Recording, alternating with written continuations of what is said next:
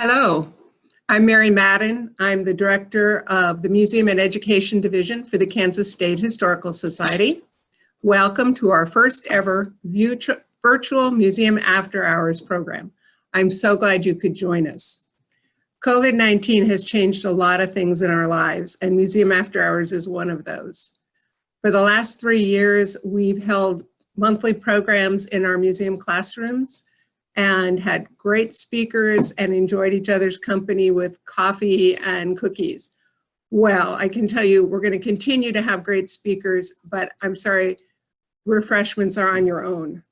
You'll have to provide something, and I hope you have something good in your hand to watch the upcoming video or the upcoming program. With this format, we can have you ask us questions. So if you look at the Q&A icon at the bottom of the screen, you can type in questions and I will see them, and then I will relay them and ask our speaker at the end of the program. So it's interactive. So with that, I'd like to introduce our speaker tonight, who's on the maiden voyage with us. We have tonight Dr. Mark Eberle. He is a native Kansan. He recently retired from teaching in the Department of Biological Sciences at Fort Hays State University, and now volunteers in the research collections at the Sternberg Natural History Museum in Hays. His biological research focused on fishes and other aquatic life of the Great Plains.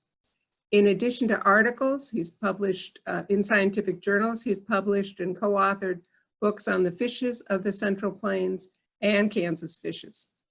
His third book was a departure from biology, but still featured a subject associated with outdoors in summertime: Kansas baseball, 1858 to 1941, and the topic of tonight's presentation.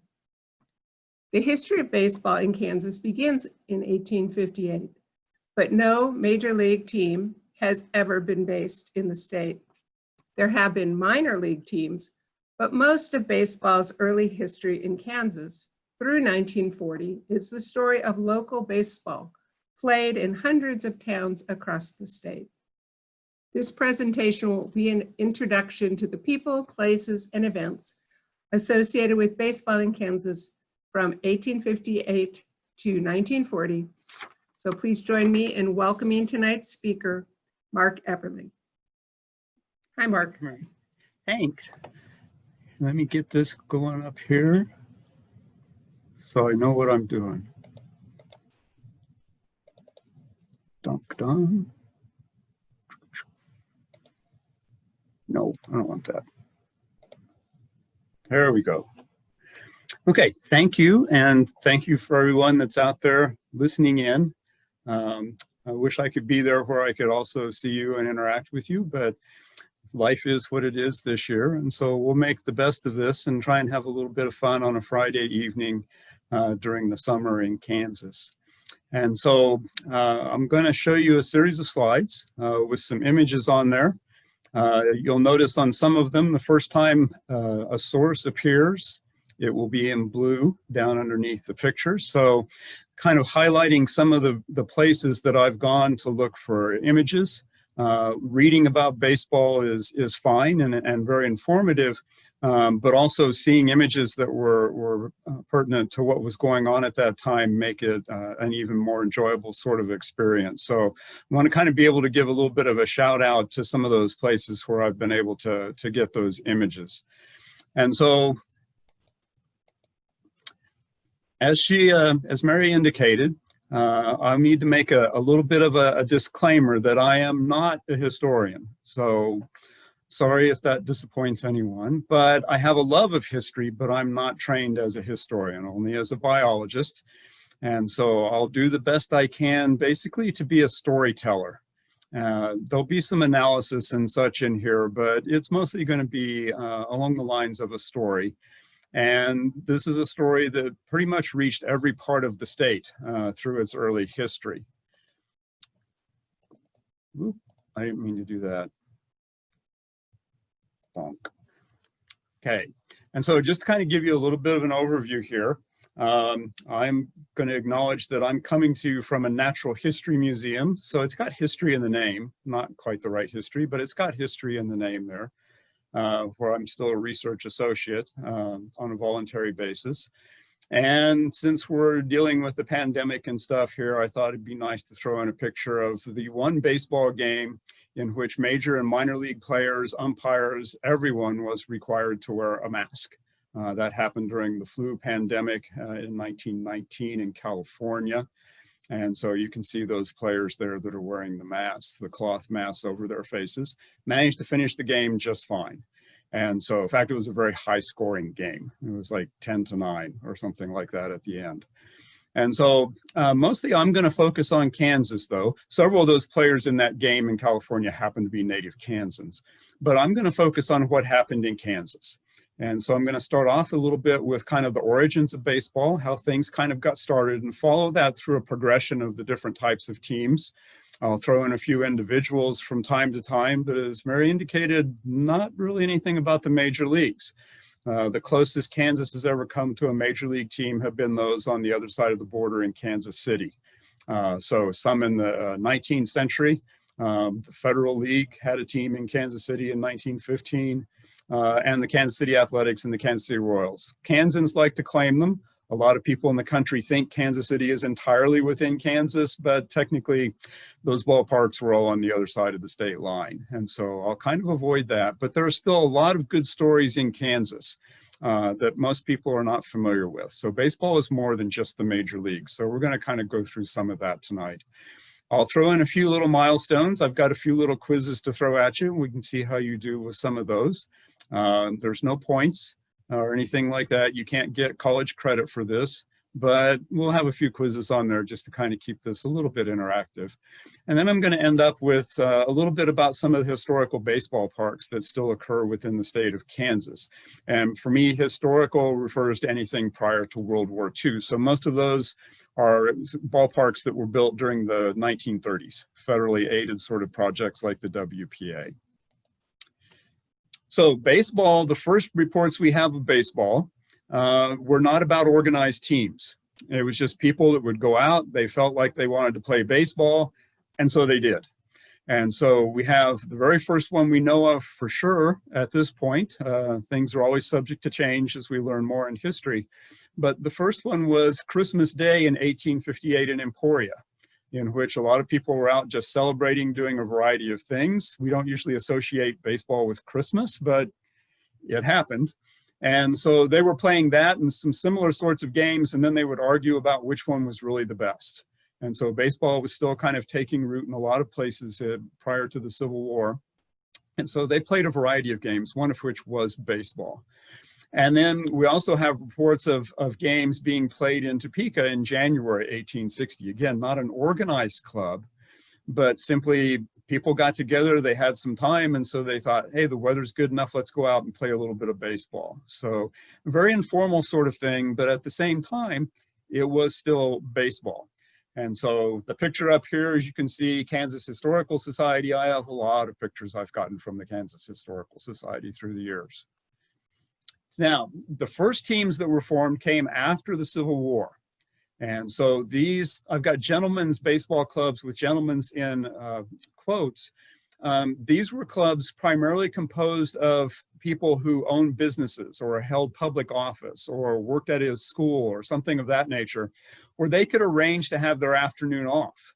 Most people in the 1860s were working 6 days a week, and they were working more than 8 hours a day. And so the only time they got off was Sundays, and Sunday was going to church in the mornings and then relaxing in the afternoons. And so these were the people who could actually afford to go out and play, because you couldn't play at night, there were no lights. And so they had to play during the daytime. And so most of these clubs were business owners, people of that nature that could afford to take some time off. And so the very first baseball club organized in Kansas was in Leavenworth. It was known as the Frontier Baseball Club. Organized in 1865. They actually paid dues to the National Association of Baseball Players. So they were formally as organized as you could be at that time. The following year, another team jumped in and paid its dues. That was the Lincoln Baseball Club in Fort Scott in 1866. And there were a few other teams that started up in the 1860s too. Some of the organization was a bit sporadic, but there were other teams that started to organize in those first couple, 3 years after the Civil War ended. Most of these clubs were playing intramural matches. They weren't necessarily going from one town to the next to play. They were mostly playing for their own benefit. They had office jobs. They were a bit sedentary, so they needed to get a little more exercise. And so they were playing amongst themselves. They would pick teams. Sometimes it'd be the married men against the single men or something like that, but they were playing mostly among themselves. But competition is just one of those things that kind of naturally follows. And so there were some state championships. That's a rather generous title because most of the state didn't have baseball teams. They were along the Missouri border in the 1860s. And so it's kind of a generous title, but they were state championships nonetheless because they involved anybody that wanted to participate. The first one of those in 1866 was a little bit of an informal affair. The Frontier Baseball Club managed to defeat the Wyandotte Baseball Club. They also played a team from Kansas City, Missouri, known as the Antelopes. They split that game, so it was kind of an even split, so they couldn't claim the championship of both sides of the border. And then in 1867, it got a little more formalized in that the state fair, which was being held in Lawrence that year, decided to have as one of the activities, in addition to horse races and exhibits and those sorts of things, had a baseball contest. And any team that wanted to come and participate was welcome to do so. Most of them didn't, but there were some that could come down and participate. And in order to make this really nice, what the Agricultural Association did was had an engraved silver baseball. And that kind of comes from the tradition at the time of whoever won the game got to keep the ball. Baseballs were not real common. Now they throw them around like Halloween candy. But back then that wasn't so. Baseballs were a little bit rarer than that, and they used them until they literally wore out. And so the team that won got to keep the baseball. And so there was a little bit of a tradition. Silver cups were also given away at some of these contests, but silver baseballs were given away. And so it's engraved champion ball, and it goes on to talk about it was at the state fair in 1867. And it's still in the collection there in Topeka at the Historical Society. And so in that particular contest, the Kaw Valley Baseball Club of Lawrence came out on top. They managed to win the final game against the Frontiers. And so they claimed that baseball sitting there in that leather trophy case. Okay, and then there were also military baseball clubs at the time. And so we have some records from 1860s again. The Bradley Baseball Club was at Fort Harker in central Kansas, so near Ellsworth. And they actually managed to play a team nearby. They actually played the team from the town of Ellsworth. But the 7th Cavalry also played baseball. Among all of the different military units, the 7th Cavalry was really into baseball and would be for another decade until some events in Montana that kind of put an end to some of that. But the 7th Cavalry would play mostly within their posts. They were bored sometimes when they weren't out on patrol. They would play baseball to kind of pass the time. But there are also reports of them submitted by them to newspapers in New York where they played games while they were actually out on patrol. And they were cautious because their reason for being out there was not to play baseball. It was to hunt for bands of Plains Indians. And so to make sure they weren't surprised, they always took the time to put pickets out up on the ridges to make sure that nobody snuck up on them while they were involved in a game of baseball. And so they would send in the box scores and reports of which company won. So usually these were organized by companies. Frederick Benteen was really keen on baseball. And so his company has a lot more written about it than some of the others. But these military clubs would play as well. And if you read a lot of the literature about this period right after the Civil War, it might be a little bit misleading. There's a little too much emphasis probably placed on the fact that baseball was organized as we understand baseball in the Northeast, in New York, and then it spread to adjacent parts of the Northeast and spread from there a little bit. And a lot of people were introduced to the sport by serving in military units that moved back east. So troops from Kansas or Missouri or wherever might end up back east where they would see people playing this game. We know that people were already playing baseball in Kansas before the Civil War actually started. So to say that the military actually spread it to Kansas and other places out here is partly right, but don't get the impression that that's the only reason it came out here. People that emigrated out here had already been exposed to baseball before they moved, because where did most of our settlers come from? The Northeast. And so they brought baseball with them already. More people were introduced to it during the Civil War, and after that horrific 4 years, maybe they just felt like having a little more fun and relaxation. So the sport started to take off a little bit. So I've got a little bit of a quiz here, so you can kind of take this. You can be on the honor system here, whether you get it right or wrong. But there's a story that gets passed along a lot. Oop, can we move that? Oop, I can. So if you can still see that Wild Bill Hickok, James Butler Hickok, famous gunman, scout, worked for the military during the war, that he umpired a baseball game in Kansas City, Missouri. And that game was between the Kansas City Antelopes, who had played the Frontiers, and a team known as the Atchison Pomeroys, so from Atchison, Kansas. The game took place in August of 1866. The series was tied 1-1, so this was going to be the tiebreaker game. And there was some concern that there would be a little bit of violence during the contest. And so rather than put just anybody in as the umpire, what they decided to do was to go down to the saloon, interrupt a card game, and bring Wild Bill Hickok down to the baseball game wearing his 2 6-shooters so that he could keep order while they finished the game, which, according to the newspaper story, the Kansas City Antelopes won. So that story gets passed around a lot. It's a really cool story. And so one of those sorts of things, when you look at history, in this case, baseball history, we have to kind of always ask, was that true or was it not true? Did that really happen? Or was it just one of those stories, right? Just like fish, baseball is full of old tales. Some of them are accurate, some of them are embellished, and some are just flat out false. Okay, so, oops, where'd I go? Oh, no, I did it again. In this case, it's absolutely false. Okay, this is nothing but a fable. He was never an umpire in Kansas City in 1866. The first time that this actually ever showed up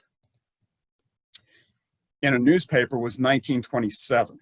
So that's 61 years after it supposedly took place. So that should be the first clue that something's maybe a little bit amiss here. Then Joseph Rosa, who was kind of the premier biographer of Wild Bill Hickok, took in, okay. So he kind of took in that story and looked at that to see what might have happened at that time. And so what happened was, when he looked at it from the perspective of Wild Bill Hickok. Was he in Kansas City in August of 1866? And he came to the conclusion that he was not. He was on assignments with the military at that time. And so that was not possible for him to have been there. There were also lots of other details about certain officials that were participating and others. Those people also were not in Kansas City in those positions at that time. So there were lots of things that started to throw this off. And then what happened after that was I started to look at it and came up with, looking at the baseball side. And the first team in Atchison didn't actually get organized until 1867, not 1866. And they were known as the Ad Astras. And so the Ad Astra, coming from the state motto, they played for a little bit there in 1867, and a couple years or so after that. There was a team known as the Pomeroys, but that wasn't until 1884. So whoever was telling this story was mixing up a lot of bits of history that actually spanned a several-year period. And so Wild Bill Hickok did not umpire this game in Kansas City, although you'll still see it repeated periodically in books and newspaper articles and things of that nature. Now, having said all that, acknowledge the fact that the Antelope Baseball Club is factual. The Antelope Baseball Club did actually exist in 1866 and 1867. It was kind of the first prominent team to play baseball in Kansas City, Missouri. So not entirely a fable, but the part about Wild Bill Hickok is definitely not true. Now, these business owners that ran these teams didn't participate for very long.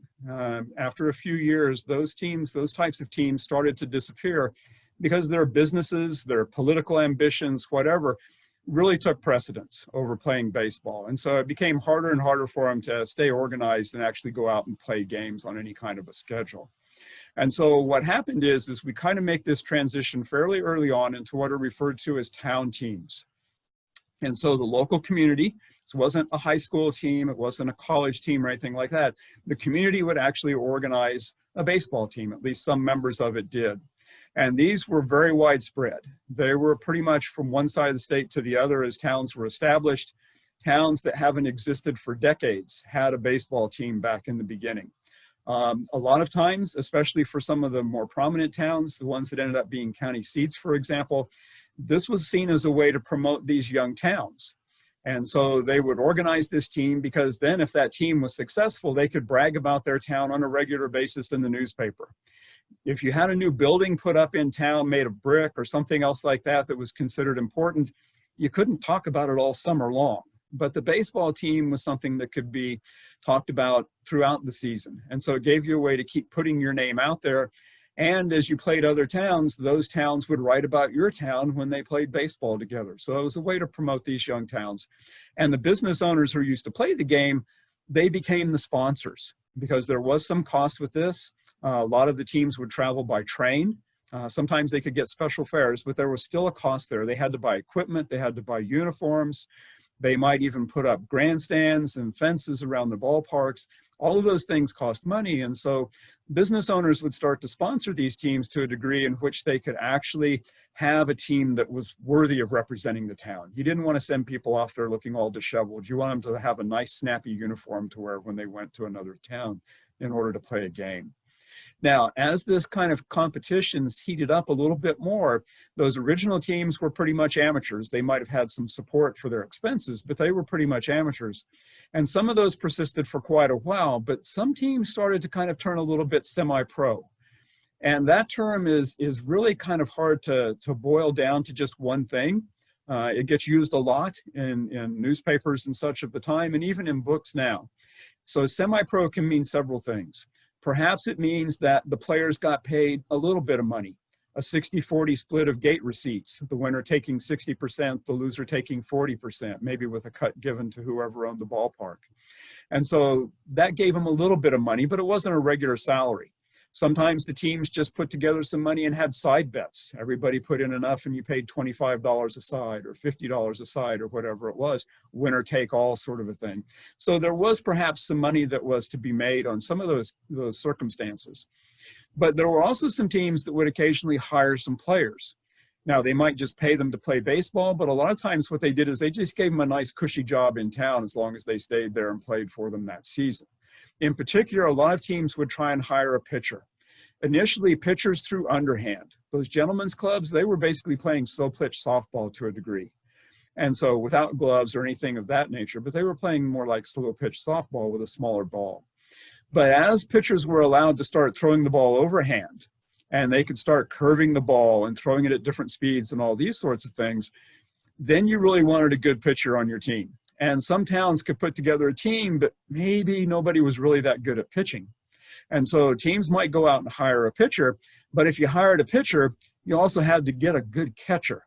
And so sometimes the teams would actually hire the entire battery, the pitcher and the catcher, and then they would fill out the rest of their roster mostly with their own. So some of the players were paid, maybe some of them weren't paid or not on a regular basis. So semi-pro is kind of a little bit of a vague term that can mean a lot of different sorts of things.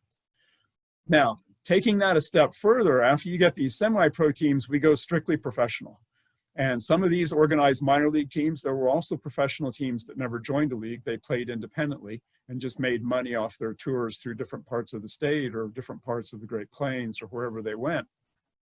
But we did start to see some minor league clubs in the 1880s. And so the first Kansas teams to join one of these leagues, that was the Western League in 1886, and there were two Kansas teams in that league.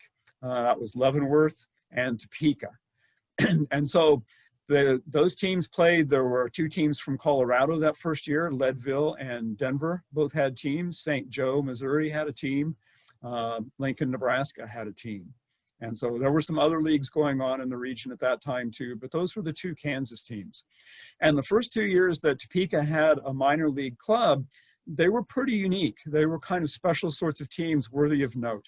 The first one they had, just known as the Topeka Baseball Club, had a baseball player named Bud Fowler, a name some of you might recognize if you know about old history of baseball. Bud Fowler was black.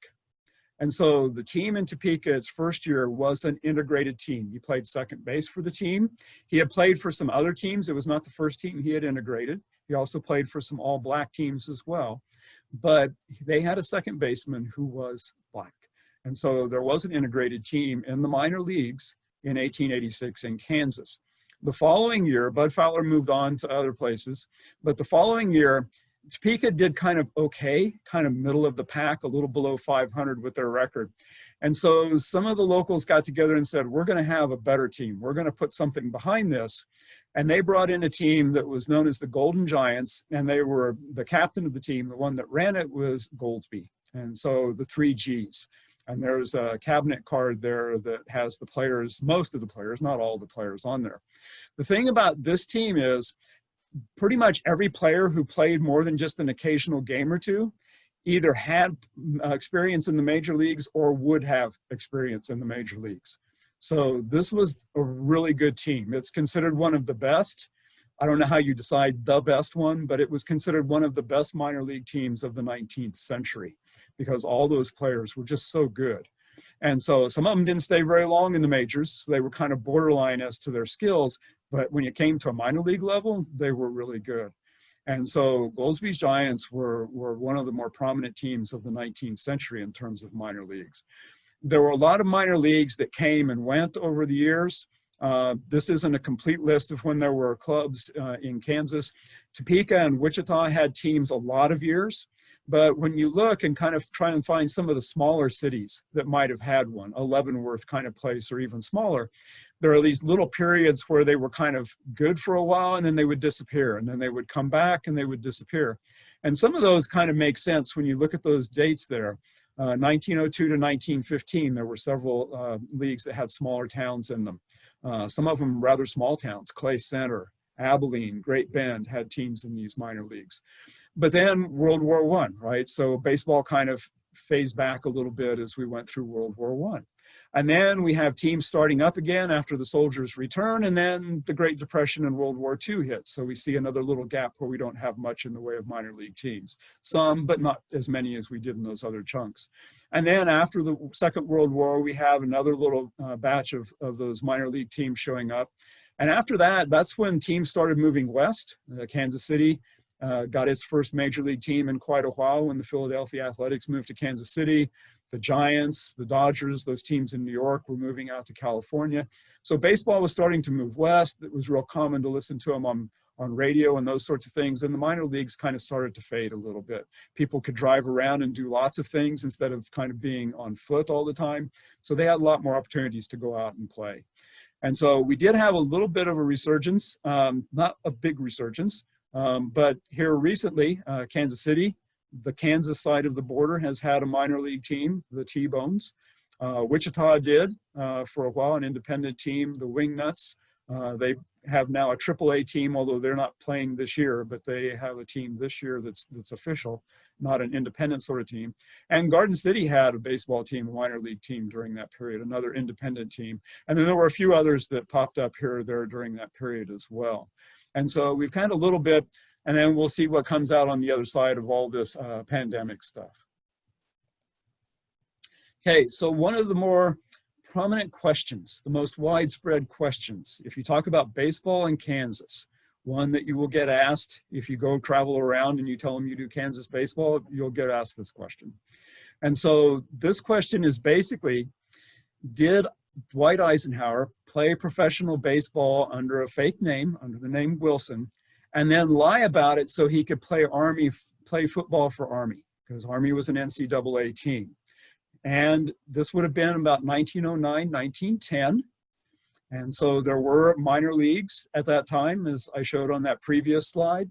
And so what we see then, is that there were minor league teams in central Kansas. There were 8 of them. two leagues, a Kansas State League and a Central Kansas League. Abilene had a minor league team, both in 1909 and 1910, which were the 2 years after Eisenhower graduated from high school. And so those were the 2 summers that we're basically looking at, 1909 and 1910. And so Abilene had one, Clay Center, Ellsworth, Great Bend. So a lot of teams in that region had minor league clubs. And so this one is one of those questions that it's still out there. Sporting News, right, kind of a major sporting publication for a long time, it still brings it up. So this is a story that's still got some legs. Okay, so yeah, it's not an easy one to say true or false because it's kind of got 2 parts. And so that's a pretty good split, pretty even there, because parts of it probably are true and parts of it might not be true. And so basically what it is, I've got a couple of pictures here. You can see on that one on the left, that's Ike with the blue circle around his head. That's his Abilene High School baseball team in 1908. So the original photo there at the Eisenhower Presidential Library. And then we have a team picture there from Junction City, taken in 1911 from the Spencer Research Library at KU. And that blue circle is around a guy named Wilson. His real name was Robert Wilson. He went by the nickname Affy, apparently because he was just so friendly, everybody called him Affable. And so they shortened it to Affy. In Arizona, they called him Teddy Bear. So he was apparently a very nice guy. And so he was the first one that everybody latched on to saying, it's true, we found Wilson. And so obviously that's not a picture of Eisenhower there. Eisenhower did not lose his hair immediately after graduating from high school like Affy Wilson there. But a lot of people said, well, Wilson had his picture taken, but it was really Ike playing. And he just went in to get his picture taken to cover for him, kind of a story. Now, the one thing I can say that's absolutely false, Eisenhower did not play for that Junction City team, which some people have proposed. Because 1911, Eisenhower had already left for West Point. So it couldn't have been him at all on that team.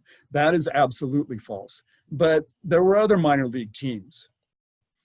And so just to kind of give you a general idea, Ike didn't say very much about this. And I've written about this, and I'll show you at the end where you can go and read the whole story. It gets pretty detailed.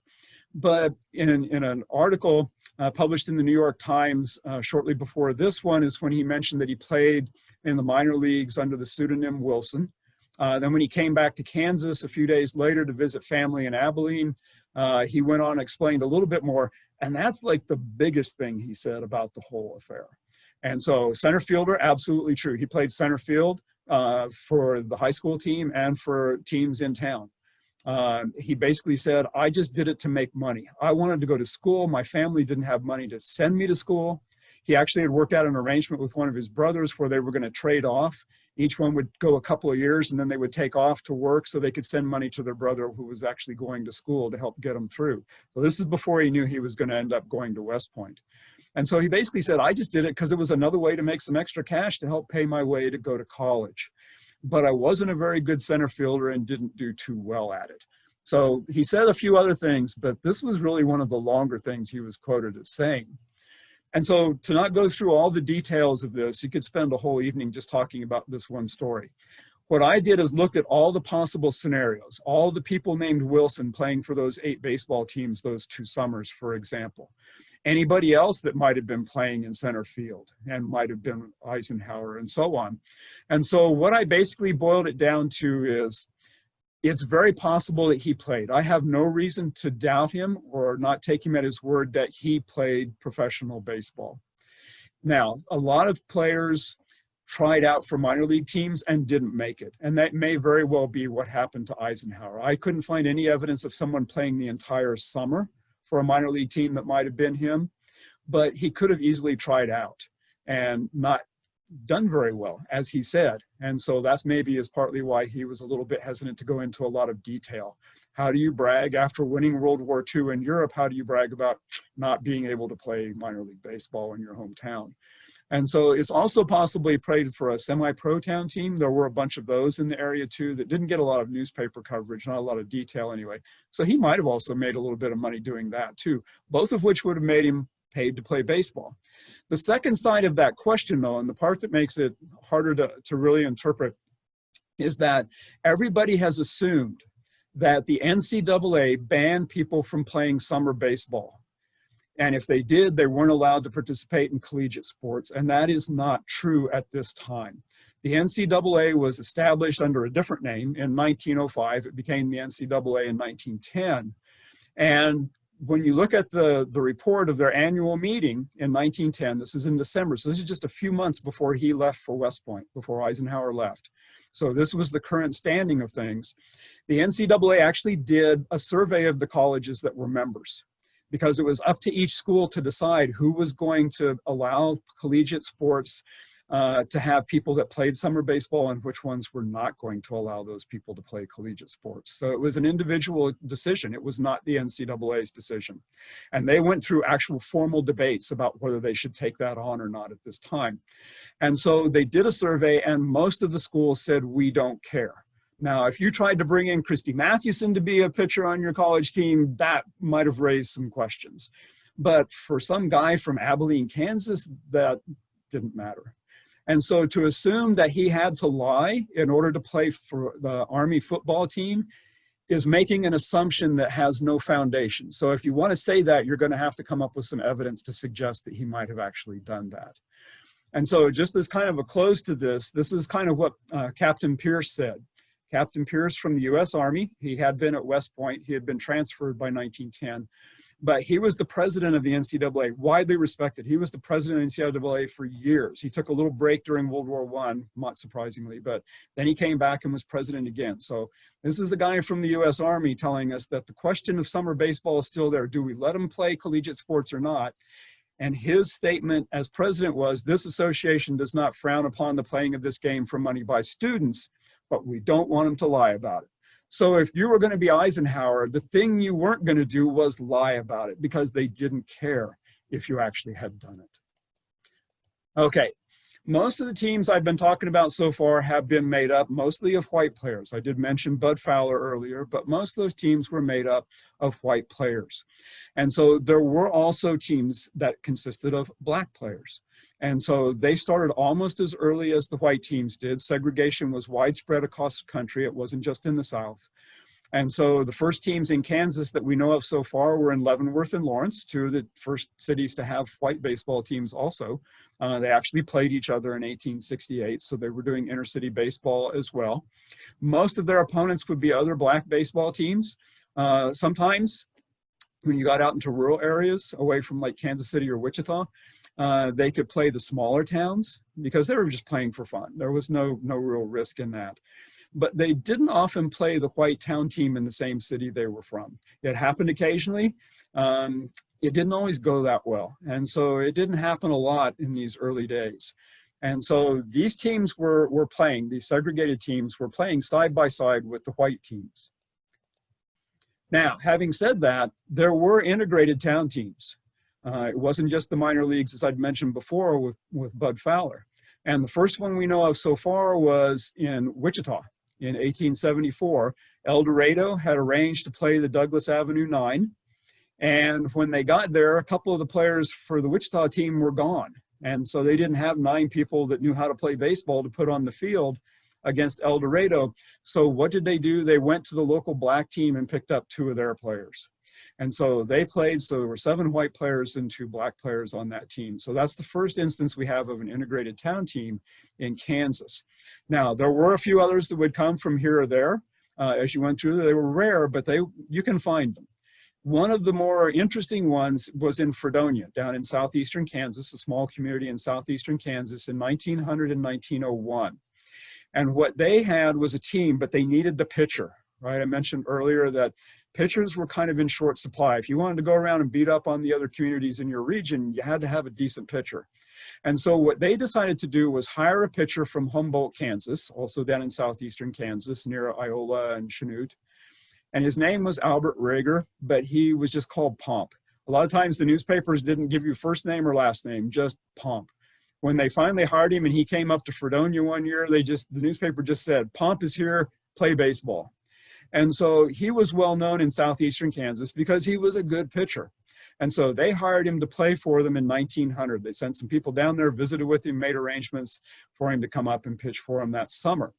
Now, in 1900, they had a local catcher who was good enough to catch Pomp. He could hold on to the ball and not let it get by him all the time, which allows runs to score. And his name was Garner.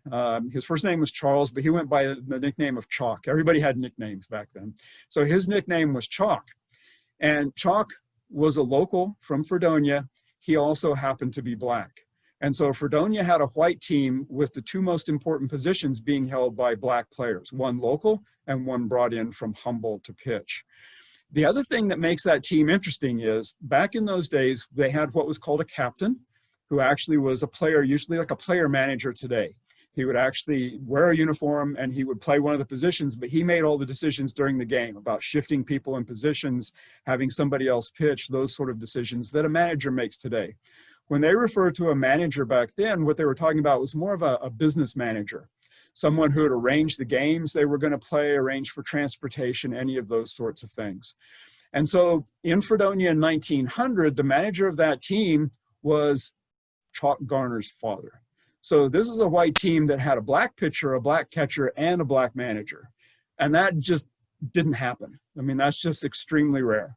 And that only happened in 1900. Unfortunately, Chalk came down with some sort of disease, wasn't mentioned in the newspapers and such. But he passed away shortly after that year, still a very young man. And so Pomp Rager went back and pitched for him in 1901.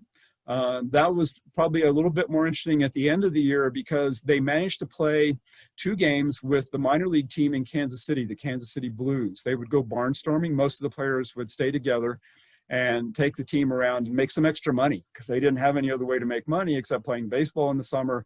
So they extended their season as much as they could. A lot of teams did that barnstorming thing after their official seasons were over. And so they came down to play Fredonia. And they easily won the first game. Pomp played in right field, and they easily won the first game. And then Fredonia put Pomp in to pitch against this white minor league club. And Pomp pitched all 12 innings and managed to win the game 3-2. So he was actually good enough to beat a barnstorming minor league team composed of white players. So there were those stories out there, right? You hear a lot about what happened in the major leagues and those sort of things. But there are lots of really, really interesting historical stories that go along with baseball in these little small towns that occur throughout Kansas and elsewhere. Now, integrated minor league teams did occur for a while. I mentioned Bud Fowler earlier playing for Topeka, but there were some integrated teams in the Kansas State League in the late 1890s. So Monroe Ingram played for Emporia when they were in the Kansas State League. He was a pitcher part of the time. The pitchers would pitch one day and then play in the field sometimes the other day. And so he was also deaf. So he was black and he was deaf. So he was pitching for Emporia. Burt Jones was from Hiawatha, Kansas. They called him Yellow Boy. So he actually pitched in Atchison for their minor league team for a little while. And then Burt Wakefield from Troy, Kansas. Also, Troy had a minor league team one year, 1895, so Troy's not very big, but they had a minor league team that year, and he played for that team as well. So there were players out there that could have some chances to play if you were out here on the fringes in particular. It wasn't going to happen in a lot of places, but we were kind of on the baseball frontier at that time, and so those kinds of things happened a little more frequently, perhaps out here in the West. And just the circles I put on there, that's a kind of a grainy newspaper picture. That's Burt Jones on the left and Burt Wakefield on the right, playing for an integrated team, an independent professional team in Minnesota in 1904. So they had pretty long careers playing baseball, these guys did. Not for the minor leagues, but playing baseball in general. So a harder question. So how many African Americans have ever served as a captain, right? What we call a manager now. How many have ever served as a captain of a minor league team? And this would have been before 1900. After 1900, baseball became strictly segregated in terms of the major and minor leagues until Jackie Robinson after World War II. And so you've got 4 choices this time. So this is a little harder. It's not a 50-50 guess this time. So, but obviously not very many since your choices only go up to 3. So this will take a little more thinking, perhaps. So I'll give you a second. Okay, here we go. There were 2. Bud Fowler was one, once in Vermont, once in Nebraska. So he actually got that team, neither one of those, he didn't play the whole season with either one of those teams. The league in Nebraska, the Nebraska State League, wasn't able to complete their season. They had lots of problems, financial problems and such, so they didn't complete the season. But he played there and was captain apparently for a little while. There were other black players in the Nebraska State League that year, but he was for a short time was listed as a captain of that team. And the other was Burt Wakefield. So this picture was taken in 1908 when he played for the original Kansas City Monarchs. So he's a little bit older looking there, but he was the captain, and his team actually won the championship that year for the Kansas State League. So yeah, pretty good guesses there, pretty good guesses. Or you've been studying beforehand, I'm not sure which it is. Okay, so which black baseball player was the captain of a championship team in the minor leagues? There was only one, and he was from Troy, Kansas. Okay. Now, in addition to the black teams, there were other teams that were, of course, segregated besides just the black players. There were American Indian baseball teams. The first game I found so far was in 1877, and it was just kind of a pickup game. The Pawnee Scouts had been fighting for the federal troops in Nebraska and the northern Great Plains. They'd been mustered out of service and were on their way down to Oklahoma, and they stopped off here in Fort Hays and played a pickup game. Almost won, actually. I think they only lost by 2 runs. So just kind of a pickup game for that. Most people at that time, their experience with American Indian teams would have been through the boarding schools, in particular Haskell. Haskell Institute at that time, now Haskell Indian Nations University. But there were also teams out of the Kickapoo Training School up in northeastern Kansas. And so, but the Haskell team would go traveling around the state during the summer and pay for money. They would get paid to play. And actually, at least in some years, could make enough money to pretty much fund the athletic program during the school year. And so it was a way for the Institute to make some money, and the players got to go out and do something in the summer playing baseball. There were other barnstorming teams. In this case, I'm talking about strictly professional. So the most prominent one around here would have been Green's Nebraska Indians. Guy Green was from Nebraska, and so he organized a team composed. The Indians came from Haskell and other boarding schools in Kansas and Nebraska. He also had a couple of white players that would go and fill in, especially helping out with pitching duties and things of that nature. And they were fairly successful traveling around different parts of the country playing. So he ran the team from 1897 to 1911. He sold it, and it was then run by some other people after that. But he was fairly successful making money with that team. Didn't get rich, but he made some money off of it. And there were some independent sort of town teams, Mayetta Indians, right near the reservation there. They had a team that played in the Shawnee County Baseball League for a little bit there in the early days. But even into the 1920s, they would send a team around barnstorming and making money. And so there were several different types of American Indian baseball teams that played during those early years. Now, American Indians were allowed to play in the major leagues and the minor leagues. You can tell almost every one of them because they would have been given the nickname Chief. Not something that would happen today, but back then they were all given the name Chief as a nickname. And so there were a few that managed to make it into the major leagues even. And then kind of on the topic of Guy Green, he did so well with the Nebraska Indians. He also organized a team of Japanese baseball players. He recruited them in California, Southern California primarily, San Francisco down to LA kind of area. And he basically decided to run this team because the Japanese, the country Japan, had just defeated Russia. So the little tiny island nation had just beat the big giant Russian behemoth. Surprised a lot of people, and so it was always in the newspapers, and they were kind of the underdog, the little country that could beat the big country. And so it was kind of a popular thing in the media.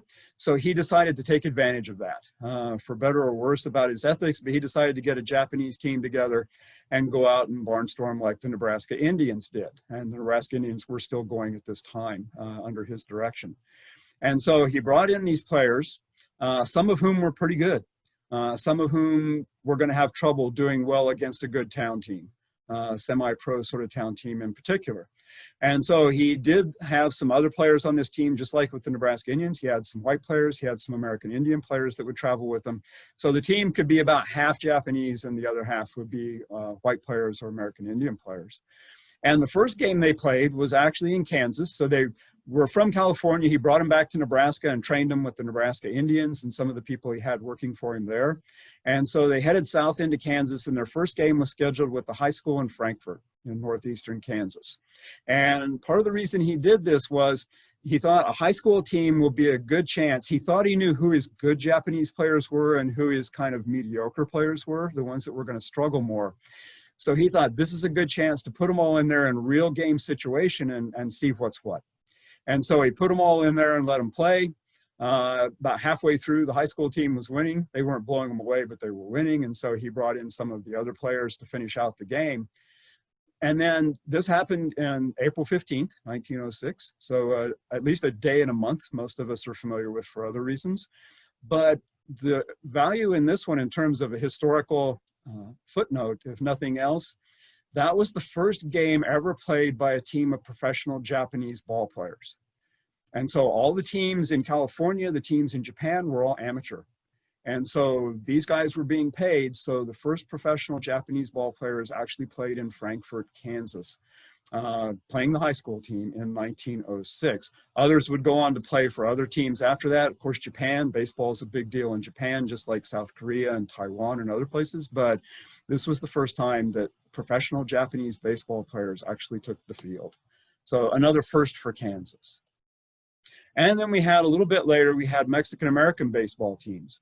The first report I found so far is just a really cryptic mention of Troy, Kansas having a Mexican pitcher and nothing else about it. Most of the Mexican-American baseball teams started up in right around the time World War I started, because that's when the recruitment went on. The World War I had stopped the inflow of immigrants from Europe. And so these immigrants were the ones that were being used to work in the mines, build the railroads that were expanding. So all this expansion was taking place, the backbreaking work in agricultural fields. And so they lost that source of bringing in European migrants. And so they started going to Mexico to bring in people that had some skill sets in the railroads in particular, because Mexico was building its railroad system also. And so they would bring those players up, those people up here to work on the railroads, and they started organizing baseball teams as well during World War I and into the 1920s and 30s.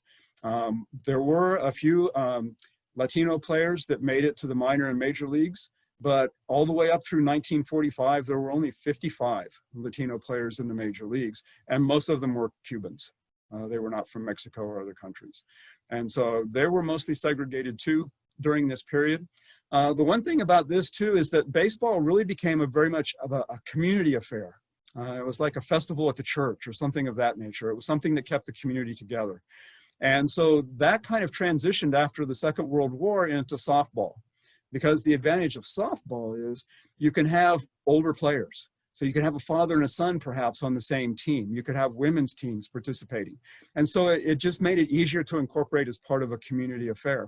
And so that Newton softball tournament started after the Second World War. It was still going on. And so those sorts of things have continued. Some of that history is still being played out in front of us. And then perhaps the most discriminated against group would be women. Still are. It's a big deal if you hear about a coach on a baseball team at any level in minor league baseball.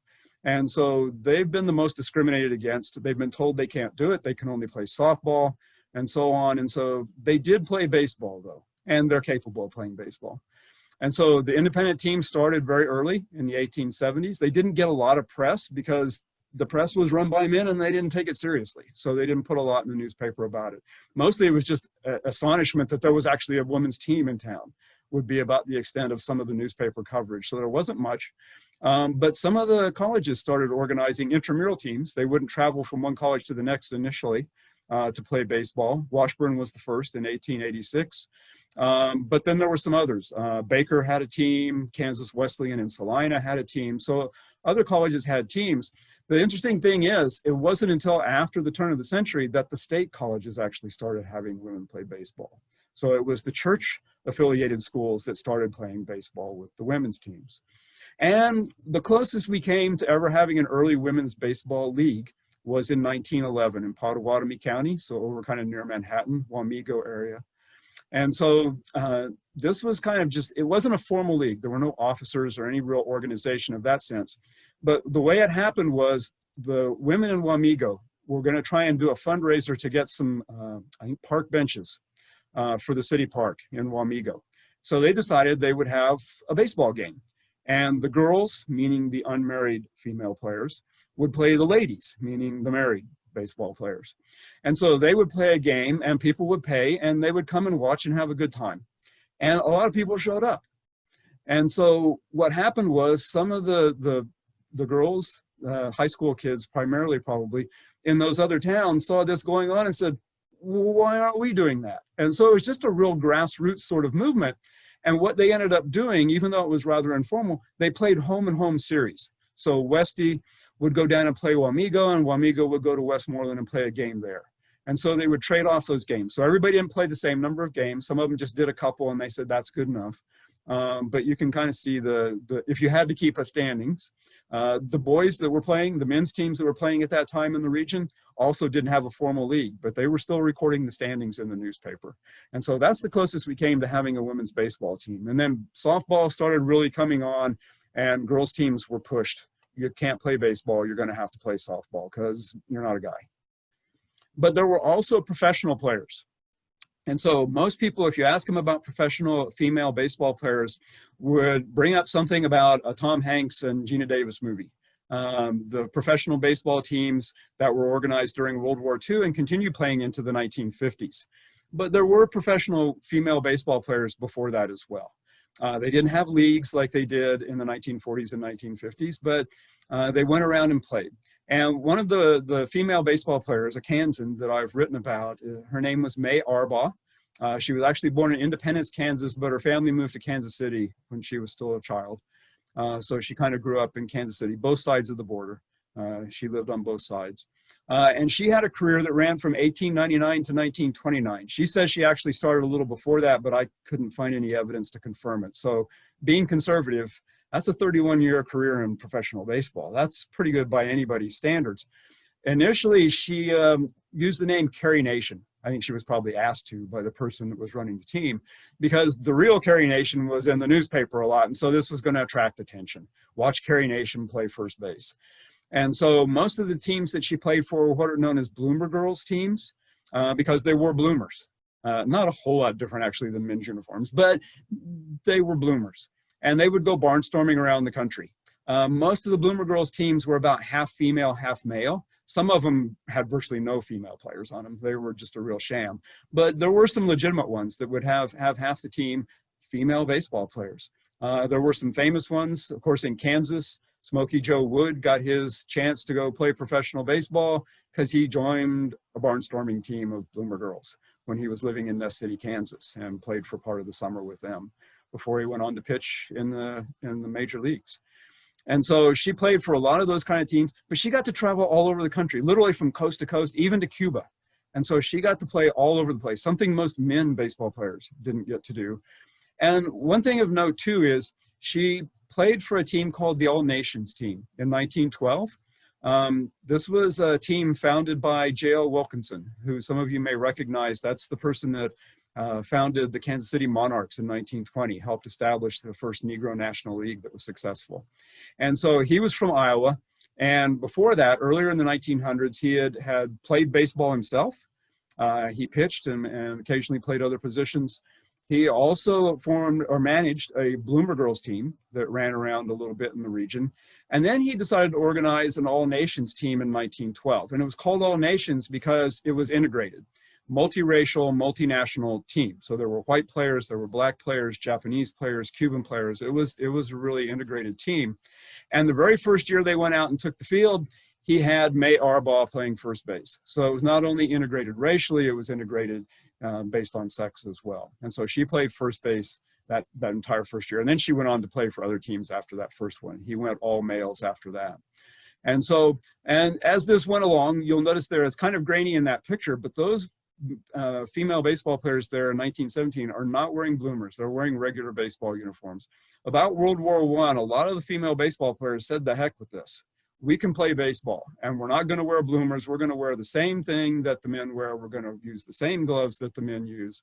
And so they kind of started to revolt a little bit. And so that's an all-female team. May's down in the lower left-hand corner. But that's an entire team made up entirely of female baseball players there, the American Athletic Girls. And so there were professional female baseball players, and May Arbaugh is one of the more prominent ones of that period. And I've also written a little bit about deaf baseball players. The Kansas School for the Deaf has had baseball teams. They had them for a long time, but between 1886 and 1894, they had what was called the Olympic Athletic Club. And they would split into 2 baseball teams and play among themselves while they were on campus there in Olathe. And then some of those players went on to play elsewhere. Monroe Ingram, I've already talked about before. He was the one that was playing for the Emporia team, the black player. So the School for the Deaf was integrated as well. Luther Taylor is probably the more famous of the alumni in terms of baseball. From the deaf school in Olathe, because he played for the New York Giants. He was a pitcher for the New York Giants for a few years. And so the one thing about these players too was they always, just like the American Indians were always given the nickname Chief, the deaf ball players were always called Dummy. Not an appropriate name, but that's what they were all called. So if you want to look something up about Luther Taylor, you're more likely to find things if you look up Dummy Taylor than Luther Taylor, unfortunately, because it was written in the language of the day. But a good baseball pitcher, pitched for a lot of teams in Kansas when he would come back home and wasn't playing for the team in New York. And then some of those players went on to form their own team called the Kansas City Silents. Kansas City, Missouri, and Kansas had a pretty active amateur circuit. A lot of teams from preteens to adults playing baseball. There were white teams, there were black teams, some really good teams. The original Kansas City Monarchs, the Kansas City Kansas Giants, the Schmelzers. There were a lot of really good teams that were playing in that circuit. And so they were active in that circuit. And sometimes they would take little tours around. Some of the players came from Olathe and were Kansas natives. Some were from St. Louis and in Missouri. I had at least one player from Nebraska. And so they were all deaf. And so they would play in that, it's kind of an informal thing. There was no league that they were playing in. They would just arrange games whenever they could on the weekends, sort of a thing. So they actually played that situation as well. And then the last thing I'm going to talk about here in terms of baseball, the actual sport, is night baseball, because Kansas plays a pretty significant role in this as well. And so because people work long hours, boy, if you could play at night, then you could get more people to pay to come to your games because they'd be off work and they could come down to the ballpark and watch the game. And so there were a lot of early attempts. Some were in the 1800s. The first one in Kansas was 1905. And most of these attempts used either gas lights, mostly acetylene, because it would burn brighter, or arc lights. It's a picture of one there. There's 2 carbon rods that don't quite touch each other, and then an arc of electricity goes across there. They use them in spotlights. So these are really bright lights. And so depending on the team, they would try different kinds of lights, but they just weren't that good. The first one in Kansas was Concordia. The town team was playing Haskell, actually, and they put in lights around the field. It wasn't much. They couldn't basically play beyond the infield because the lights just weren't bright enough. And they even had to stop the game partway through to add another light to the middle of the infield because it was just too dark even in the middle of the infield. And so it just didn't work very well. Some of the barnstorming teams would travel around with lights as well. Usually they would take along a softball, brand new bright white softball to help see. And you couldn't hit it as far, so you didn't have to play as deep in the outfield either.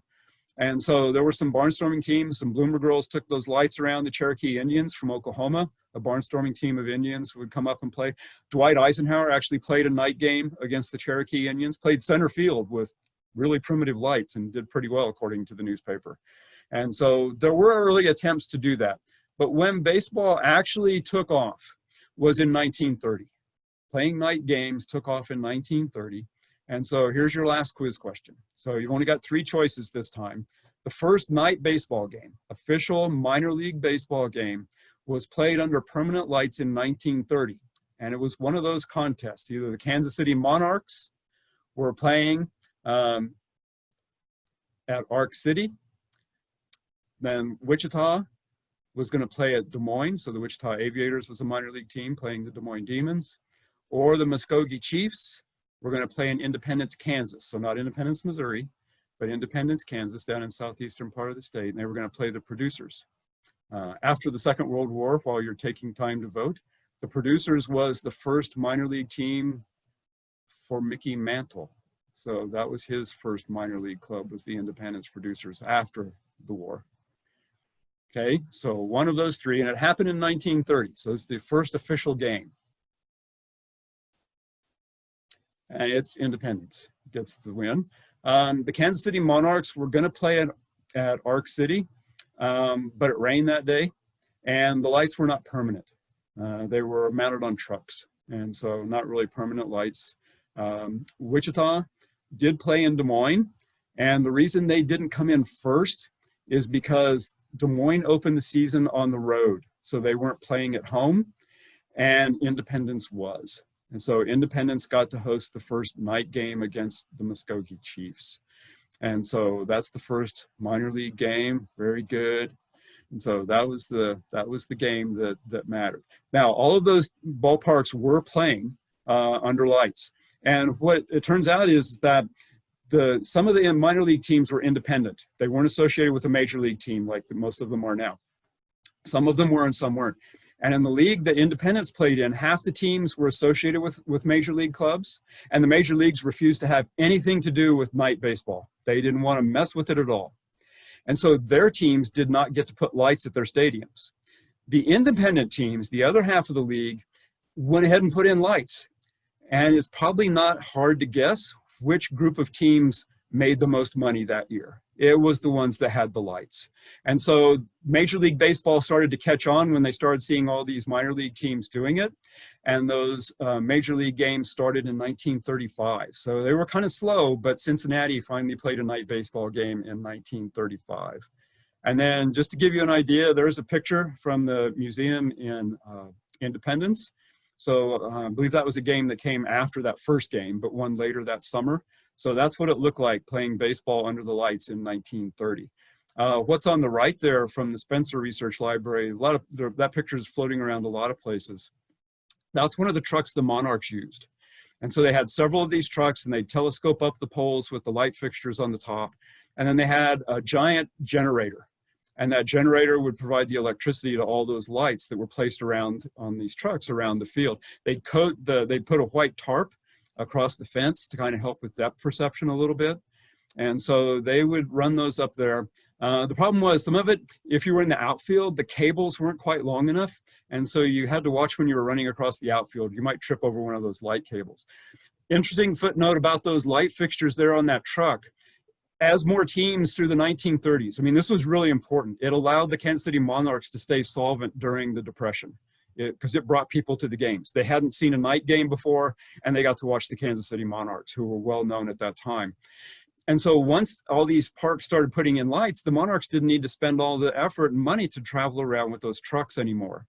And so they decided to sell everything off, and the light fixtures were sold to the city of Hayes to use at their brand new ballpark that was built in 1940. And I wish I could find one of those lights buried in somebody's barn somewhere, but I have not found one yet. So they've been replaced a couple of times at the ballpark here, but I don't know where the originals went.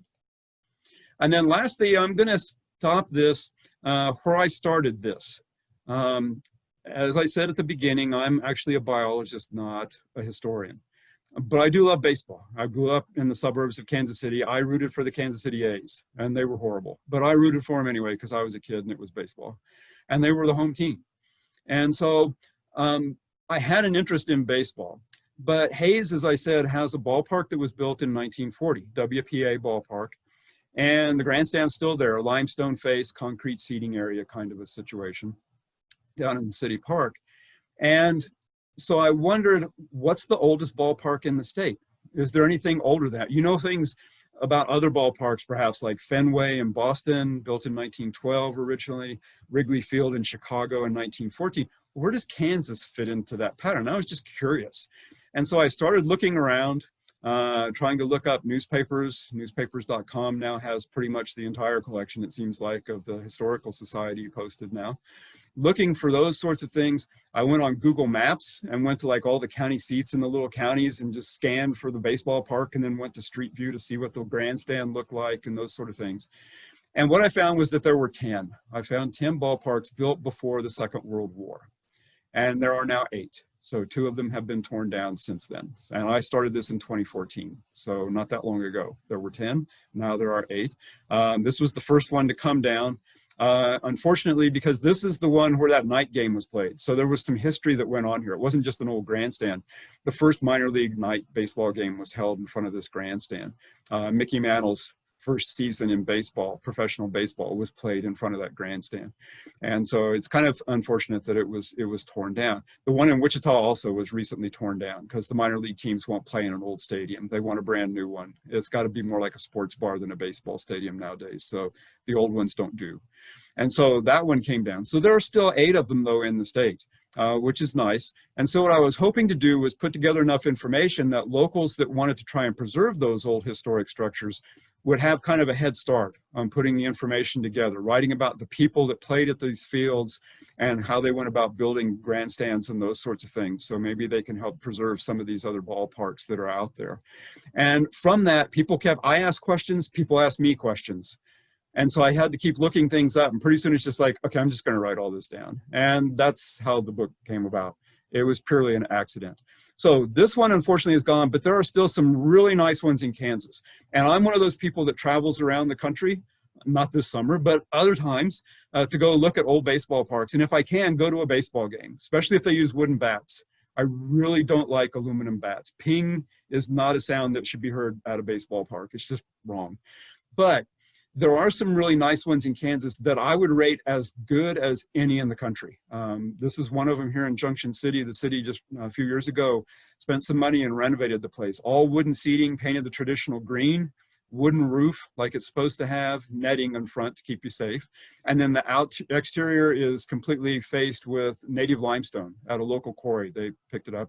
So this is a WPA ballpark as well. And they have a summer collegiate baseball team. So you can actually go there and watch college kids play with wooden bats. And it's cheap. You know, these ballparks around this area, you're looking at like $5 or $6 maybe to get into the game. It's not very much to go and have fun. And then another one, on the wrong side of the border, I know, but in Sedalia, Missouri. Another one built about the same time, 1938 was when it was finished. This one's all wood, basically. I mean, there's some concrete flooring down there, but it's basically all wood. Sedalia is where the state fair is located. So this is a building that kind of looks like it might fit on a state fairground. It's in a different part of town, but just a beautiful ballpark. And then you get underneath there and look, that is a lot of rafters in that roof holding things up. And so they also have a summer league team, college kids playing with wooden bats, trying to extend their season a little bit. So the thing is, I'm one of those people that travels around and goes to historic sites, right? So I go to old homes, I go to battlefields like Gettysburg or something, for example, and that's important. Protecting those places is very important. But at the same time, you can go to a ballpark like the one in Junction City or the one in Sedalia or the one, they're all over the place in Kansas, all over the state. Garden City has one where their minor league team plays. It's independent, so they don't care if it's an old stadium. Kinsley has one. There are a lot of them around you can go to and watch a baseball game. And so it's not just that you're going to see a historical site, you're actually still participating in the history of that site. And you know, that again, the other things are all really important, and I agree totally with protecting those old structures and those areas. But in this chance, you don't only get to go see the old thing, you get to be part of the old thing. And you can't get anything cooler than that if you have an interest in history. And so with that, I am finished finally.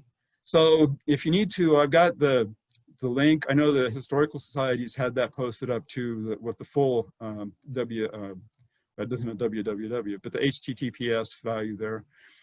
So you can do that and search for Kansas baseball. You'll find the book if you want it. I was going to be there to sign books, but maybe sometime later. And then some of these other stories, the Eisenhower story was just too big for the book.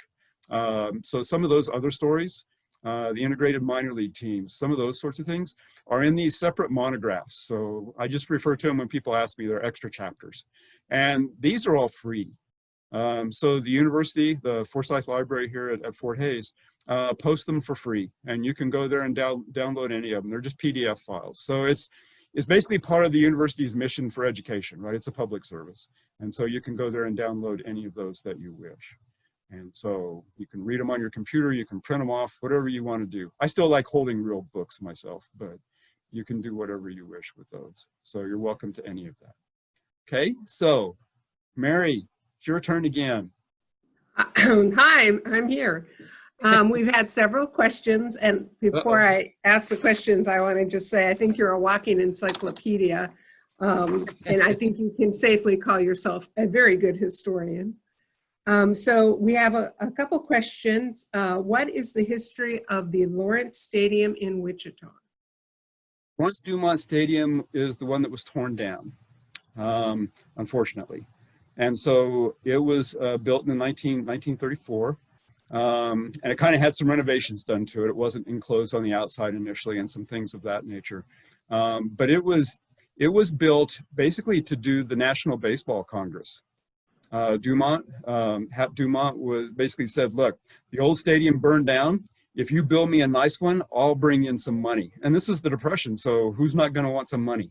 And so he basically made the arrangements. And he was taking a big chance because there's no guarantee you're going to make any money on a baseball tournament in 1930s. And so what he did was he basically promised Satchel Paige some money he didn't actually have on hand at the time. If he would bring his integrated team down from North Dakota, the Churchills, and play in the tournament. And the Churchills won. They had Satchel Paige playing for them. And so they won the tournament, and it made lots of money. And that was the beginning of the National Baseball Congress that is still being played. Hayes didn't make it all the way through this time. They made it to the tournament, but they didn't quite get there. But now it's mostly collegiate league teams. The college kids playing with wooden bats, extending their season unpaid, because they can't now. Unlike Eisenhower, the college players can't play summer baseball and get paid now. And so it's still going on, but they weren't able to play it. Lawrence Dumont got torn down so they could build a new stadium for the AAA team from the Florida Marlins AAA team. Thank you. Another question, why did the teams become totally segregated after 1900? Basically, they were supposed to be segregated all along.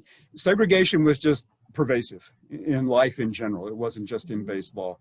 And basically, from the beginning, it's always referred to as the gentleman's agreement. It most often was not put down in writing, but everybody knew you didn't bring in a black player.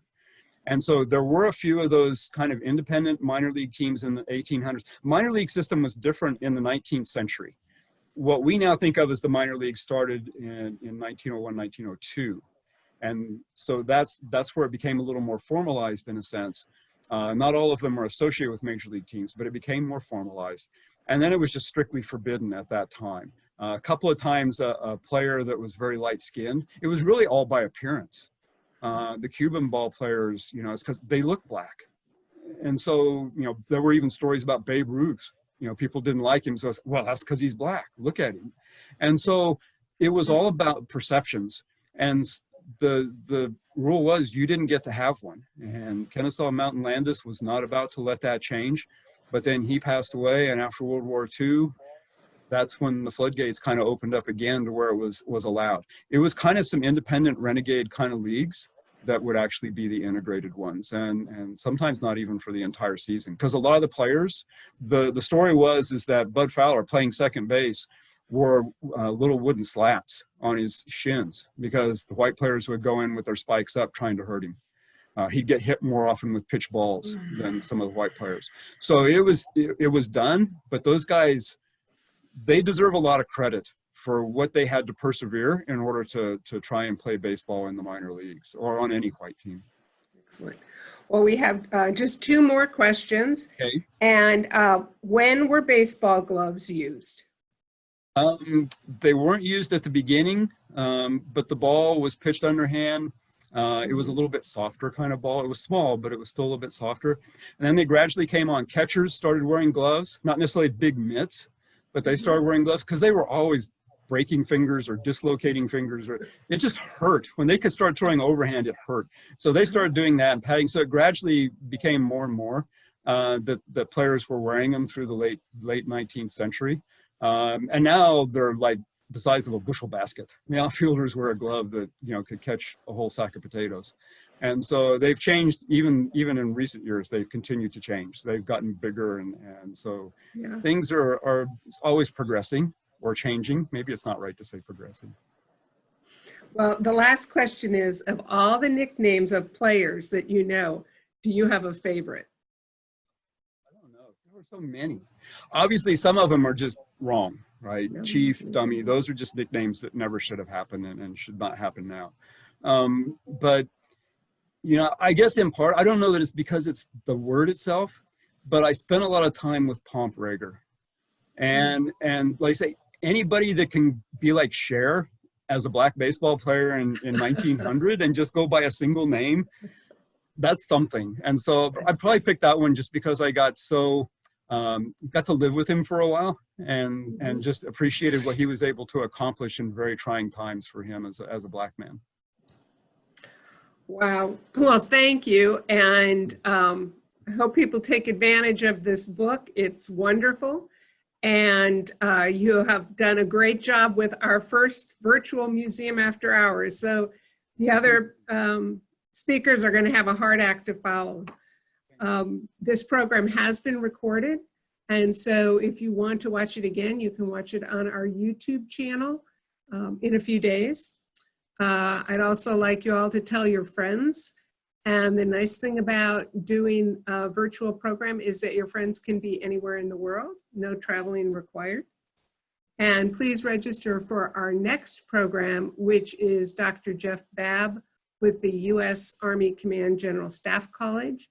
He will be speaking on the World War I in Southeast Asia. So I want to thank Mark Eberle again for an outstanding job. Thank you so much. Thank you for having me. I appreciate it. It's wonderful. And thank you all for joining us, and we look forward to seeing you next month. Good night.